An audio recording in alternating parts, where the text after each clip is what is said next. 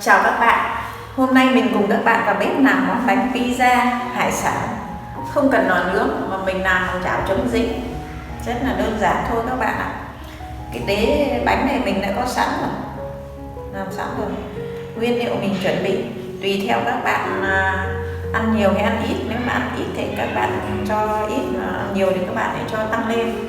Nguyên liệu mình chuẩn bị 150g tôm mình đã làm sạch và bóc vỏ, 100g cá hồi, 200g mực mình đã làm sạch và đã thái ra làm tôm thì mình để nguyên ton, 1/4 quả dứa, 1/3 quả ớt chuông, với một ít hành tây, ít cà rốt, 100g phô mai,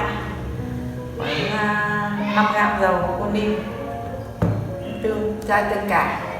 Bây giờ mình cùng các bạn vào bếp làm nhé. Bây giờ mình cho một ít dầu vào trong chảo, mình rán cho cái cá này cho nó chín lên.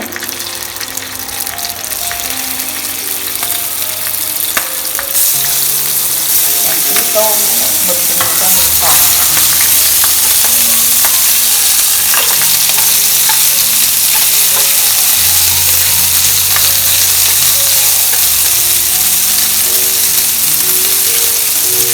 Rán chín thì mình thải cho các bạn.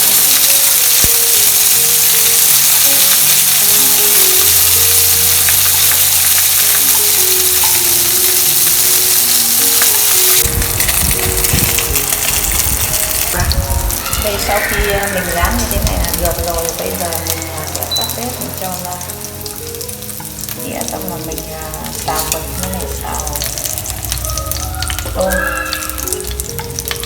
Bây giờ mình lại cho một ít dầu và mình xào mực với xào tôm.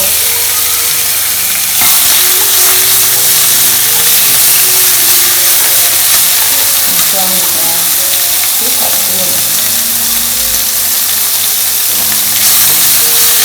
Nếu các bạn muốn cho nó nhiều thì các bạn cho. Đây sau khi mình xào cái này đã chín được rồi, bây giờ mình tắt bếp, mình cho ra.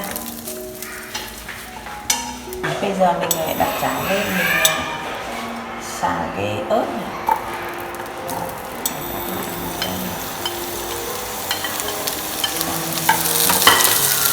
Qua cho nó chín. Đây sau khi mình xào cái này đã được rồi, bây giờ mình sẽ tắt bếp, mình cho ra. Sau khi mình đặt cái chảo chống dính lên, mình phết một ít dầu vào, mình đặt cái bánh này xuống để cho nó chín cái nền dưới để nó giòn.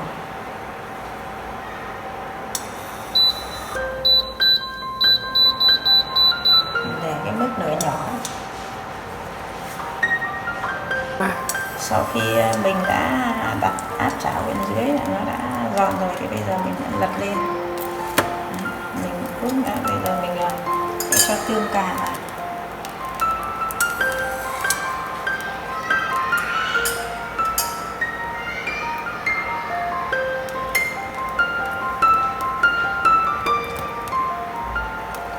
Mình sẽ phết đều ra, xong rồi mình rắc nhân vào.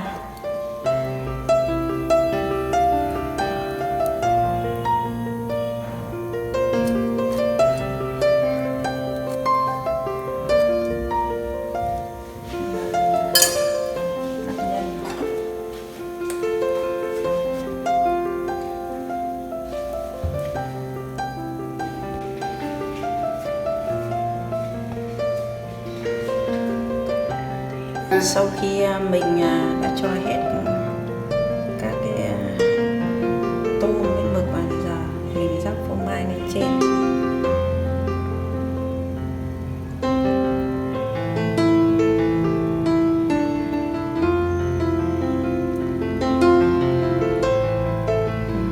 Trông rất là đẹp các bạn. Sau khi mình đã rắc xong nhân vào rồi, mình cho phô mai vào rồi, thì bây giờ mình sẽ bật bếp để ở mức nhỏ, xong mình đậy vung lại khoảng 10 phút. Đây sau khi được 10 phút bây giờ mình mở bung ra.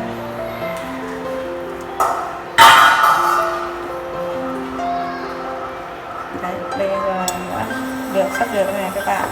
Phô mai đã chảy hết cả ra rồi, giờ mình để 2-3 phút nữa thì là mình sẽ cho ra và thưởng thức. Đây sau khi bánh đã được rồi, bây giờ mình tắt bếp và mình sẽ cho ra này. Rất là cứng và giòn.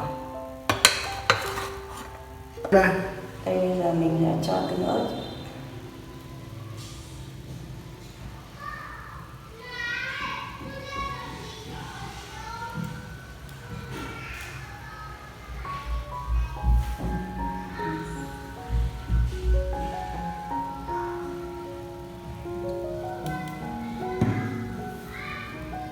Vậy là mình đã hoàn thành xong món pizza bằng chảo chống dính. Bây giờ mình cắt ra giòn các bạn.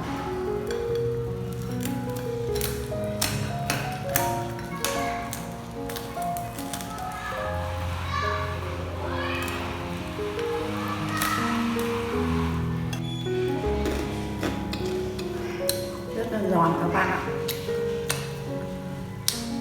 Cái mùi đực của hải sản ngọt ngọt chua chua của vị dứa, cái cay của cái tương ớt rất là ngon các bạn. Chúc các bạn vào bếp làm món pizza hải sản này cho gia đình ăn vào những lúc rảnh rỗi. Chào các bạn.